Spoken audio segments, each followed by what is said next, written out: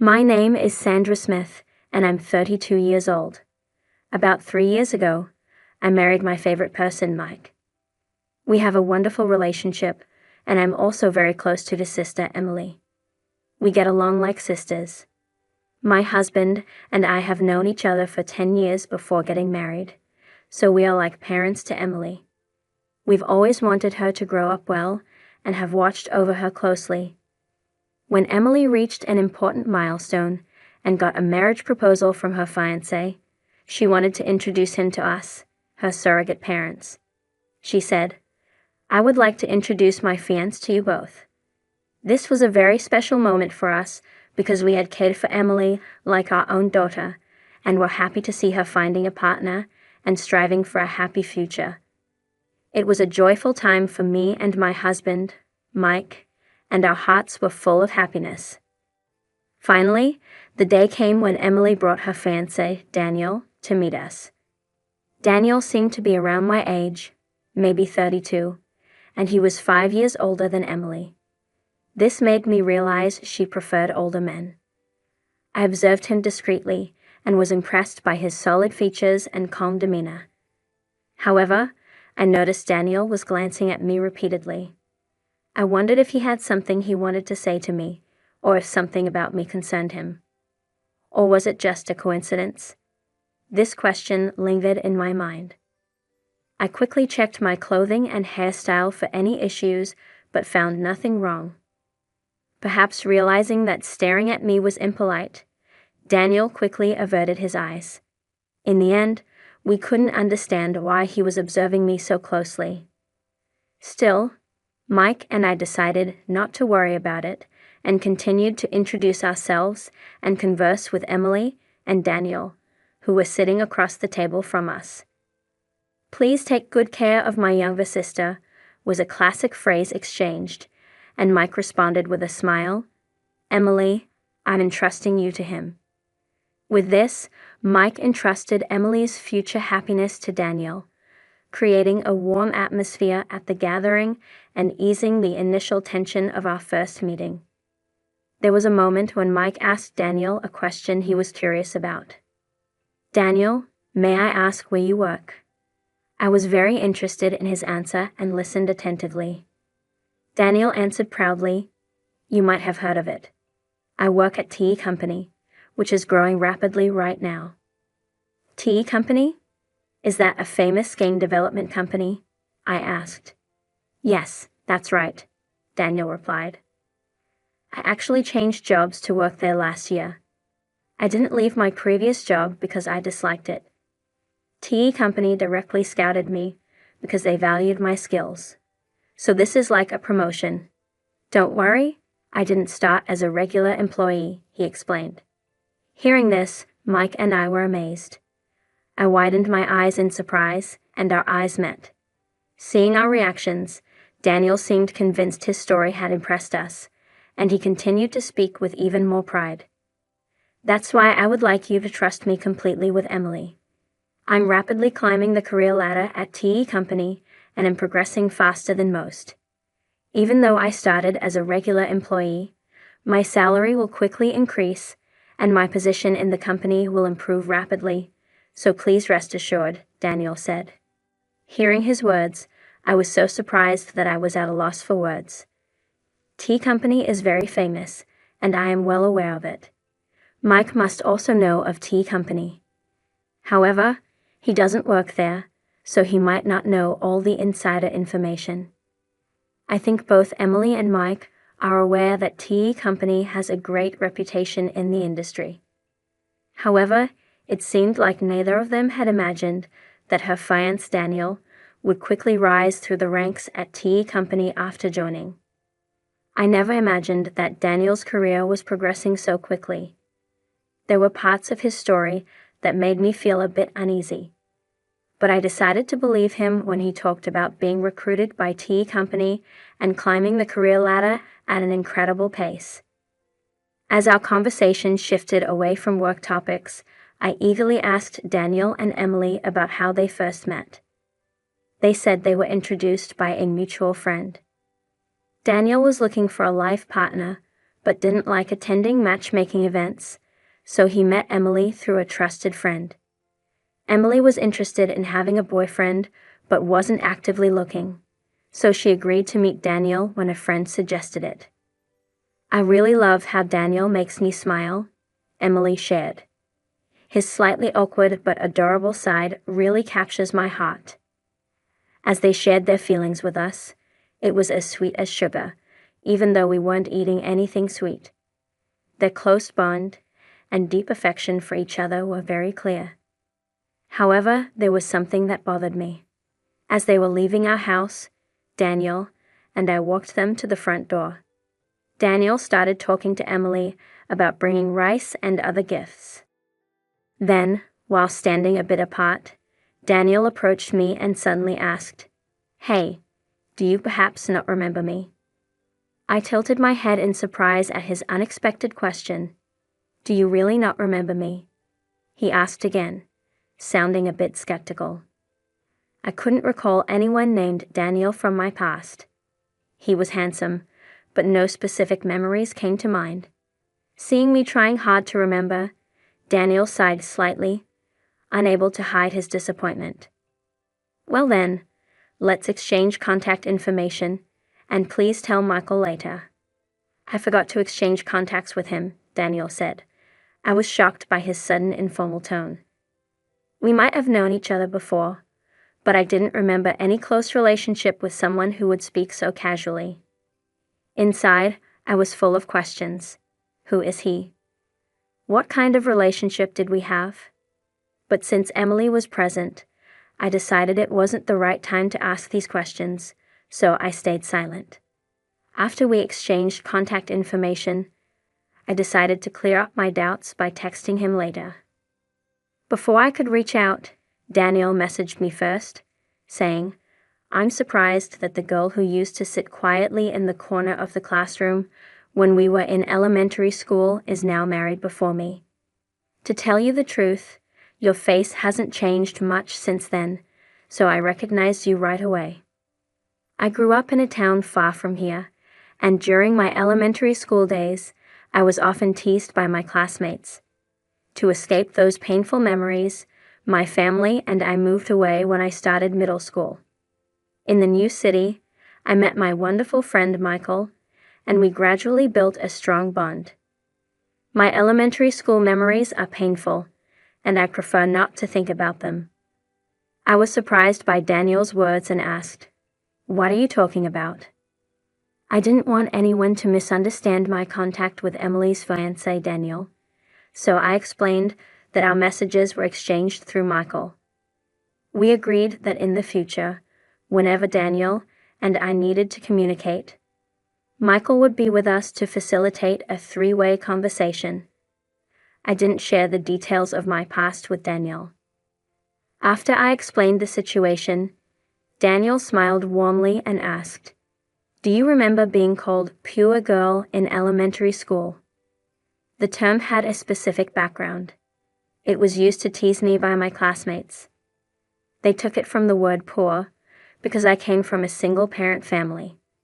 Although we weren't struggling financially, some of the other mothers had said to my mom, "It must be tough financially because you're a single parent."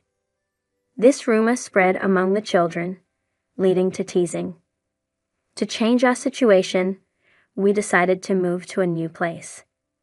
My mom also considered taking legal action against the moms who spread rumors like, "They must be living a frugal life because they are a single-parent family, probably even using cardboard boxes to prepare meals."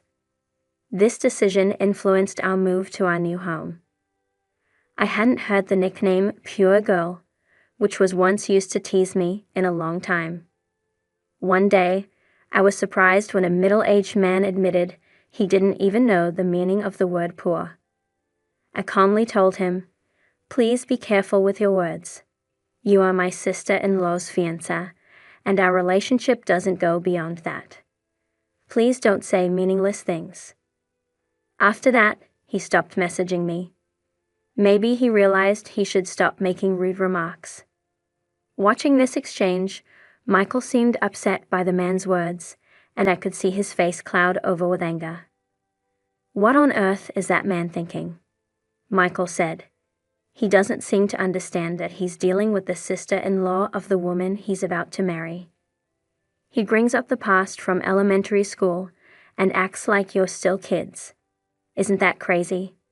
Seeing Michael tremble with rage, I tried to calm him down. I was also concerned, so I called my mom and asked her to look for a class photo from my elementary school days to see if there was a classmate named Daniel. My mom quickly found a boy named Daniel and said over the phone, "Wasn't this Daniel the main one who used to bully you?" At that moment, memories I had forgotten came back to me. The one who bullied me the most was indeed Daniel.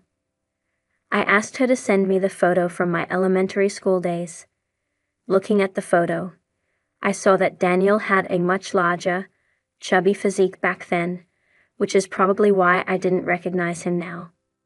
After that, I decided to investigate the situation further. A few months after our first meeting, I received a call from Emily. "Sandra, we haven't received your RSVP for the wedding invitation yet. You and your brother are planning to attend, right?" "What wedding invitation?" I asked. My husband and I had been looking forward to receiving the invitation, but it never reached us. When I told Emily about it, she seemed surprised and said, "I definitely sent it.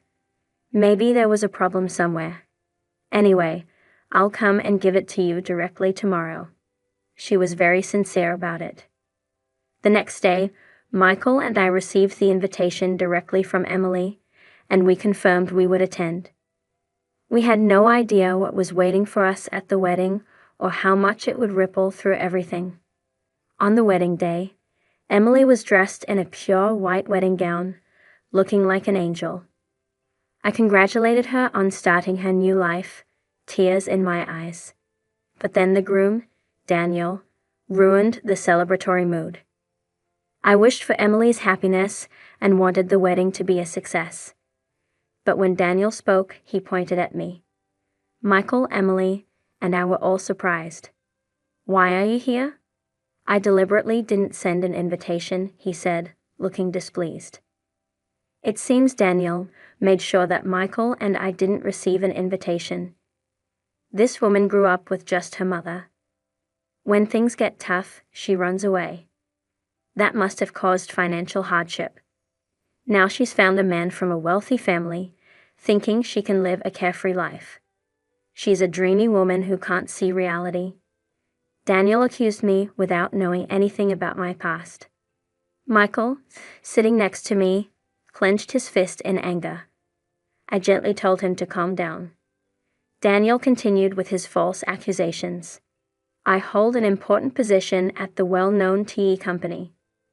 If I marry Emily, are you planning to use your position as my sister-in-law to take money from me?" His friends were shocked and started talking amongst themselves. They seemed to share Daniel's narrow perspective. I approached a staff member nearby and asked for the microphone. Daniel smirked, perhaps expecting me to say something emotional.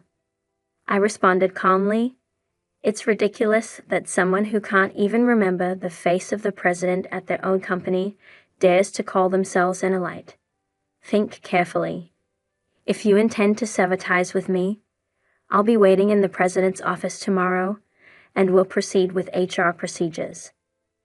After saying that, I handed the microphone back to the staff and confidently returned to my seat. Michael stood up and headed toward the exit. Soon after, Emily started to walk in the same direction. Noticing this, Daniel called out to her, "Wait a minute. Why are you going that way too?" "I'm just trying to break things off with her. If that's the case, there shouldn't be any problems, right?" Daniel, still not fully understanding the situation, spoke to Emily. She gave him a cold look and said, "You really don't know Sandra. She's the CEO of Tea Company. I have deep respect and admiration for my sister Sandra. I can't forgive you for belittling her. I'm breaking off this engagement right now. You've ruined such an important day in our lives. Be prepared." Shocked by Emily's stern words, Daniel was completely taken aback. Sandra decided to talk to the venue staff and remove her wedding dress. She informed the guests that the banquet would be cancelled, and the wedding would be changed to a simple meal gathering, making it clear that this kind of behavior would not be tolerated again. She firmly blamed Daniel for the breakup of the engagement. The ordeal wasn't over yet.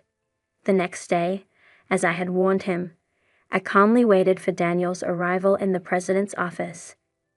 Beside me stood two large, muscular employees, ready to step in if necessary. When Daniel arrived, he seemed confident at first, but that soon changed. He entered the president's office without permission and sat down without greeting anyone, which was quite rude. "No way. I can't believe you're really the president. This is unbelievable," he said. "If you had done any research, you would have found my information on our company's website," I replied. "Didn't you check before coming here?" It seemed he didn't take my words seriously and didn't bother to find out the truth. He probably thought I was joking or exaggerating. I told him, "I am thinking of terminating your employment contract." "What are you thinking? It's not fair to make such a decision over a slight misunderstanding," he said. "I will consult with the Labor Standards Inspection Office." As he tried to persuade me, I calmly placed a copy of his resume in front of him. "You have falsified your educational background, haven't you? You've claimed to have qualifications and skills you don't actually have, like proficiency in Excel and video editing. Are these statements true?" "About that part," he started, clearly caught off guard. "Falsifying information and making false claims are legitimate reasons for us to terminate your employment," I said directly. He looked shocked at my statement. From the moment I met him, I had a strange feeling about him. I later verified the facts. Our company doesn't usually use headhunting methods, and even if we do, I would meet and interview the recommended candidates directly. I had no memory of having a deep conversation with Daniel. He actually joined our company through the regular recruitment process for mid-career hires and started as a regular employee. He called himself someone aiming for promotion and claimed to be proficient in software, but he had no skills in using them, so he was never promoted. He had a high opinion of himself, and I investigated his attitude thoroughly. Even during work hours, he was lazy, just enjoying being part of the company. I had no intention of tolerating such behavior. Now, with his engagement to Emily officially ended, and since he continued to behave unpleasantly, I saw no reason to keep him around. I told Daniel to leave the company immediately. Since he had been with us for less than 6 months, there was no need to consider severance pay or the handover of duties. "As an old friend, won't you help me out?" he pleaded. "I see no reason to continue our relationship," I replied, arranging for other staff to handle his departure from the company. It seemed he was hoping for financial support from his father, but since his father had cut off support due to Daniel's behavior, that didn't happen. There was an incident in the past where my mother sued for defamation, and it seems Daniel's mother was involved. My father had paid the compensation back then, so he was familiar with such situations. Faced with a similar situation with Daniel, his father probably felt he had reached his limit and disappeared from their lives. After that, Daniel spent his days taking care of his elderly mother while dealing with the financial consequences of his actions. Eventually, he disappeared, taken away by some mysterious people in black, and no one knows where he is now. Someone might know what happened to him, but I have no intention of finding out. On the other hand, Emily was initially deeply hurt when she found out about Daniel's background.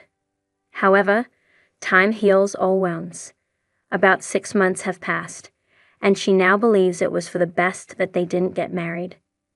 Recently, she started smiling again, and has even participated in events to find a new partner. Seeing Emily happy and living a brighter life again, Michael and I are truly relieved. In fact, it seems they